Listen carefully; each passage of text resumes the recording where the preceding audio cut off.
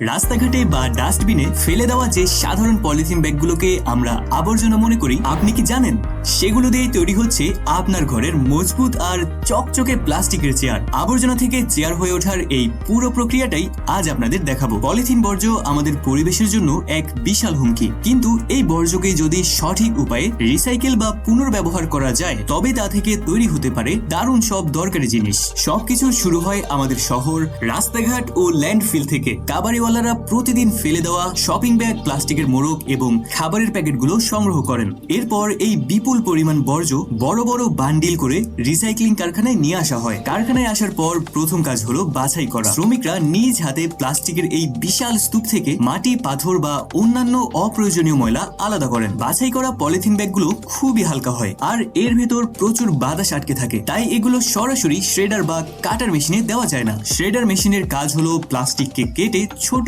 টুকরো করা, কিন্তু পলিথিন এতই হালকা যে সরাসরি মেশিনে দিলে তা বাতাসে উড়বে অথবা মেশিনের ব্লেড এগুলোকে ঠিকমতো কাটতে পারবে না। তাই পলিথিন গুলোকে কাটার উপযোগী ও এগুলোর ঘনত্ব বাড়ানোর জন্য ব্যবহার করা হয় এক বিশাল উত্তপ্ত চুল্লি। এই চুল্লির প্রচন্ড তাপে পলিথিন গলে যায়। গলে যাওয়ার পর এর আয়তন অনেক কমে আসে এবং সবগুলো মিশিয়ে ঘন, আঠালো ও পেস্টের মতো হয়ে যায়। এরপর শ্রমিকরা ধাতব বেলচা দিয়ে গরম আর গলিত এই প্লাস্টিকের পেস্ট বের করে আনেন এবং ধাতব ভারী কোনো বস্তু দিয়ে এর উপর জোরে চাপ দেন। কিছুক্ষণের জন্য এগুলোকে ঠান্ডা হতে দেওয়া হয়। ঠান্ডা হওয়ার পর এই আঠালো পেস্ট পরিণত হয় কঠিন প্লাস্টিকের ব্লকে। প্লাস্টিকের এই বড় ব্লকগুলো তো আর সরাসরি ব্যবহার করা যাবে না, তাই এগুলোকে ভাঙতে হয়। ব্লকগুলো পুরোপুরি ঠান্ডা হয়ে গেলে শ্রমিকরা বড় বড় হাতুড়ি দিয়ে পিটিয়ে এগুলোকে ভেঙে ছোট ছোট টুকরো করেন। এরপর এই টুকরোগুলোকে একটি মেশিনে ঢালা হয়, যাকে বলা হয় শ্রেডার বা কাটার মেশিন। মেশিনের ভেতরে থাকা দ্রুত গতির ব্লেড এই শক্ত প্লাস্টিকগুলোকে আরো ছোট করে কেটে ফেলে। এই ছোট ছোট প্লাস্টিকের টুকরোকে বলা হয়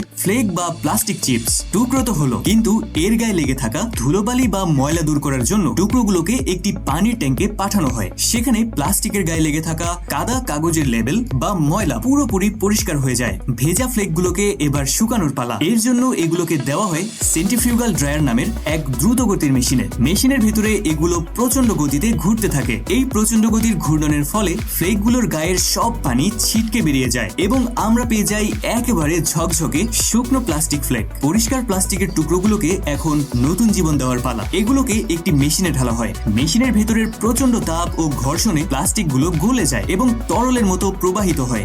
এরপর প্রচন্ড চাপে একটি ছিদ্রযুক্ত ধাতব প্লেটের ভেতর দিয়ে এই গলিত প্লাস্টিককে বের করা হয়। দেখতে ঠিক লম্বা সুতোর মতো লাগে। এই গরম সুতোগুলোকে পানির ভেতর দিয়ে নিয়ে গিয়ে ঠান্ডা করা হয়। সবশেষে একটি দ্রুত গতির কাটার মেশিন এই লম্বা সুতোগুলোকে কেটে ছোট ছোট সমান আকৃতির প্লাস্টিকের দানায় পরিণত করে। একে বলা হয় প্যালেট। এই দানাগুলোই হলো নতুন পণ্য তৈরির আসল কাঁচামাল। প্লাস্টিকের দানা তৈরি শেষ, এবার শুরু হবে সেই আসল ম্যাজিক। এই দানাগুলোকে একটি ইনজেকশন মোল্ডিং মেশিনে ঢালা হয়। সহজ কথায় এটি এমন একটি মেশিন যেখানে প্লাস্টিককে গলিয়ে একটি ছাঁচের ভেতর ঢুকিয়ে একে নির্দিষ্ট আকার দেওয়া হয়। মেশিনের ভেতরে দানাগুলো আবার গলে তরল হয়ে যায়। এরপর একটি শক্তিশালী পাম্প বা স্ক্রু প্রচন্ড চাপে এই গলিত প্লাস্টিককে স্টিলের তৈরি একটি চেয়ারের ছাঁচের ভেতর ঢুকিয়ে দেয়। এরপর ছাঁচটি খুলে যায় আর ভেতর থেকে বেরিয়ে আসে একদম নতুন পূর্ণাঙ্গ একটি প্লাস্টিকের চেয়ার। চেয়ার তৈরি শেষ, কিন্তু এর ফিনিশিং এখনো বাকি। সদ্য তৈরি হওয়া চেয়ারের গায়ে অনেক সময় বাড়তি প্লাস্টিক লেগে থাকে। শ্রমিকরা নিজ হাতে সেই রুক্ষ প্রান্তগুলো কেটে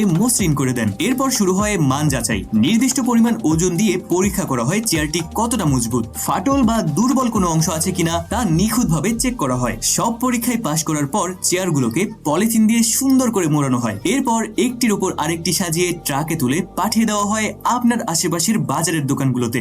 বর্জ্য থেকে এমন দরকারি জিনিস তৈরির এই পুরো প্রক্রিয়াটি আপনার কাছে কেমন লেগেছে কমেন্ট করে অবশ্যই জানাবেন। ভূগোলের সাথেই থাকুন, দেখা হচ্ছে অন্য কোনো পর্বে।